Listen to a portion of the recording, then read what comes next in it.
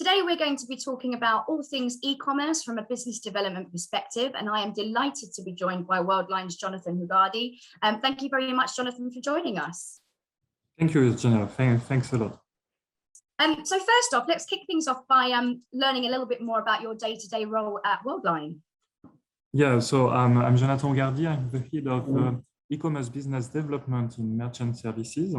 And I'm working for a go-to-market which called Global Sales and Vertical. So it's a sales organization dedicated for omni-channel enterprise merchants with European and worldwide landscape. So my role is to develop e-commerce in this organization. So it's about define our e-commerce strategy, identify new e-commerce trends and feed our product line to be sure to have the best product roadmap in accordance with these trends. And it's also about promote our e-commerce USP through external events or video on YouTube like that, and training also. And at the end, it's also support account sales for key initiative and key business opportunities. Okay, so going back to what you just mentioned about opportunities, can you give us a bit more info on what some of the biggest opportunities and challenges for e-commerce merchants that there are in place at the moment? Yeah, sure. I guess that it's better to talk about challenges versus threats. But so about main challenges, I think in the coming years, the merchants will have to deal with how attract new customer and create and reinforce customer loyalty. Also, I guess, how access to the new sales channels. As you know, we have a lot new sales channels, like conversational commerce, social commerce, or multiverse for now. And the last one could be the barriers that need be inculcated by customer about this kind of new technologies and e-commerce security for now, because we need of that to access to these new channels. So in fact, these challenges are linked and linked directly to the new customer wishes and habits. So about attract new customer, I guess with the last digitalizations acceleration and the pandemic, so for sure, the e-commerce direct to consumer competition and so acquisition costs are clearly rising. So it's harder and harder for now to find new customers. And it's almost a short-term win, as you know, it's no long-term profit driver. So, and for now, consumers are clearly looking for different experiences and brands they can connect to. So a strong brand, it's clearly the foundation of a new online growth for now. Absolutely. Brands have to highlight clearly their unique stories, differentiators, values, eco-friendly, for example, it's very important for now, and be present in each touch point. And it's my second challenge for me, how to be present on each channels and offer the same experiences. Consumers like us want to have a customized experiences with the brand and access to the brands anywhere and at any time. So we are talking about new conversational commerce with chatbots, for example, voice shopping with connected speakers, for example, and obviously about social commerce in Instagram, TikTok, is that clearly for now at the center of online shopping for tomorrow's consumer. And we can see on the market a lot of different brands investing a lot in video and live shopping experiences. Yeah. And if, for example, we know in Worldline that we can detect that easily, that we know that the live shopping conversion rate, for example, is around 10 times higher than a website, a classical website. Wow. Okay. So it's a new channel is a fantastic opportunity, but also a very strong challenges for the merchant. And omni-channel, because it's one of our specialty in our sales organizations, omni-channel is also a key driver, as you know, and for brick and mortar merchants. Use cases like click and collect, buy online and return in store, scan and pay to avoid queue, or dedicated live shopping, for example, with a sales assistant but present in the store, are more and more asked by consumers. And to maybe conclude this part, but for the next channels, for the future channels, We know that the economy around multiverse and virtual shopping will triple, sorry, in the next decade. So access to that channels is a fantastic opportunity for sure too, but with a lot of barriers about technology and securities. Several of these technology are based on artificial intelligence and machine learning, for example, to personalize automatically shopping experience, for example, but also to securize data and prevent online fraud. So merchants have to invest a lot on it or find the right partners to reach easily these new channels. So for the channels, and maybe just to conclude with other opportunities, we saw very interesting trends for merchants on new subscription model, clearly accelerated also by the pandemic. You can also access easily to new geographies. And another very strong and interesting trend, it's the B2B market. Are there any sectors or particular geographies that you are noticing within Worldline at the moment that are seeing particular growth? Yeah. About sectors, I guess that food and beverage and personal care is clearly one of the most interesting growing segment.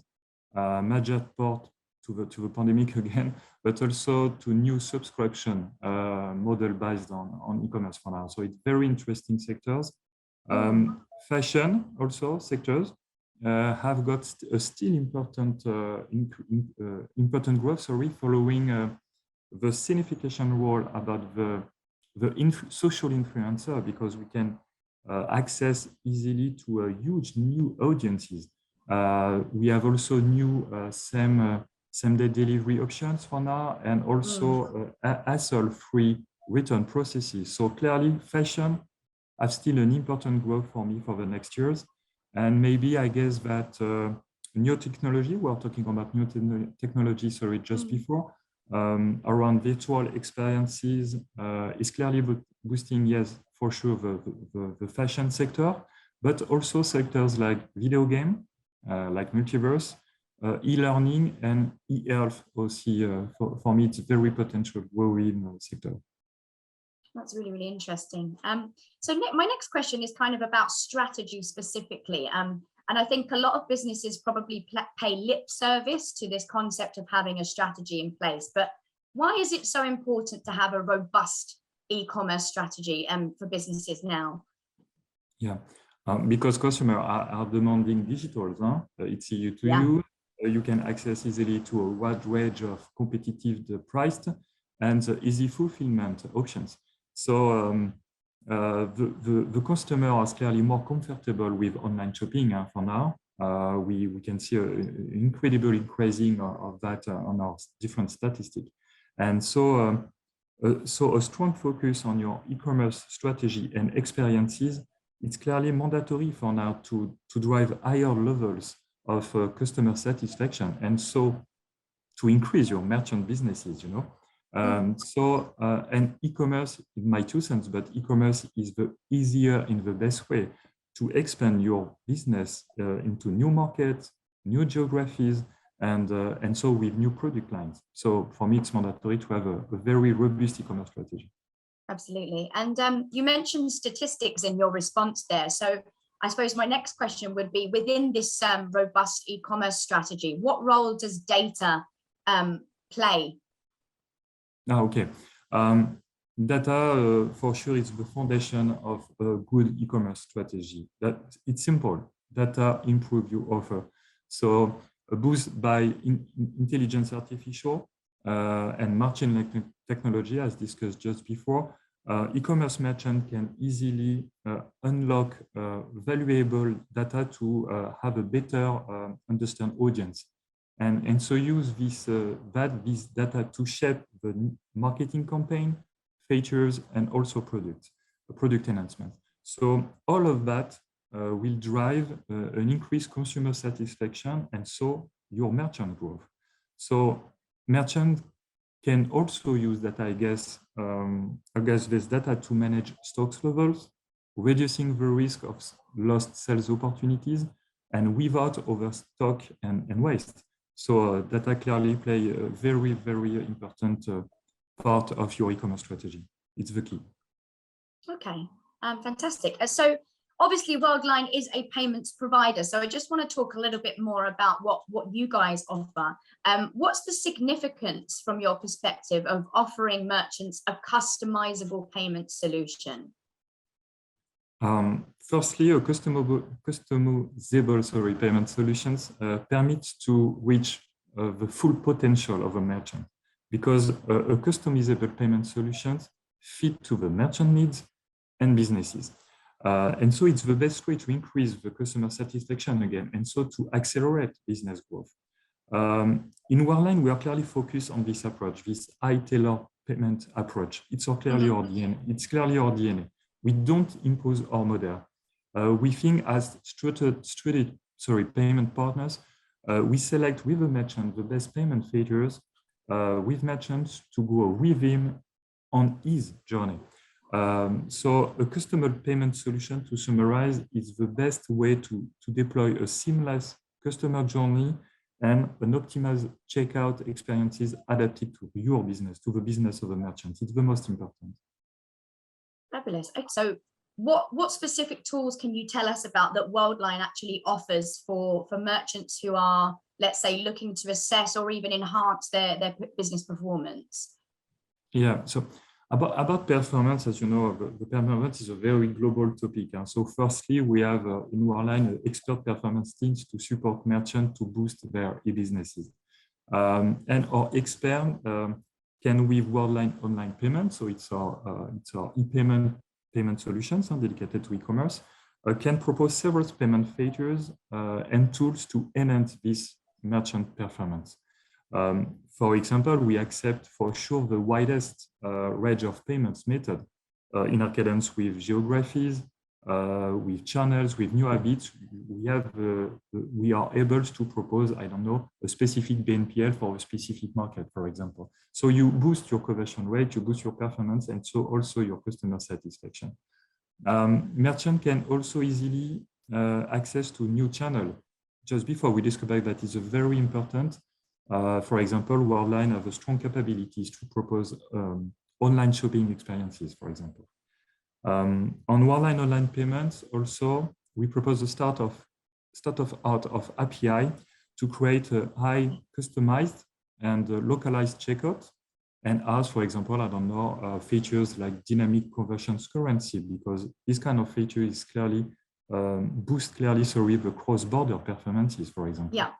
And merchant can also activate different features, but the most important of them for enterprise merchant could be our smart routing engine, for example, to improve the payments performance, or exemption engine to increase to avoid to have two authentications process during the payments, and also optimize the preference tool based today on the best-in-class industry patterns, for example, to improve performances. So to conclude that, we have also famous extended tools. So it's My Performance. It's permit to our merchant to take easily the control of their data, to improve their customer knowledge, and also our performance with our dynamic recommendation directly set on the external. Fantastic. Well, yeah, thank you. That's really, really interesting. Lots to take away from that conversation. Thank you very much indeed for joining us today, Jonathan. Thanks to you, Georgina. Thanks a lot.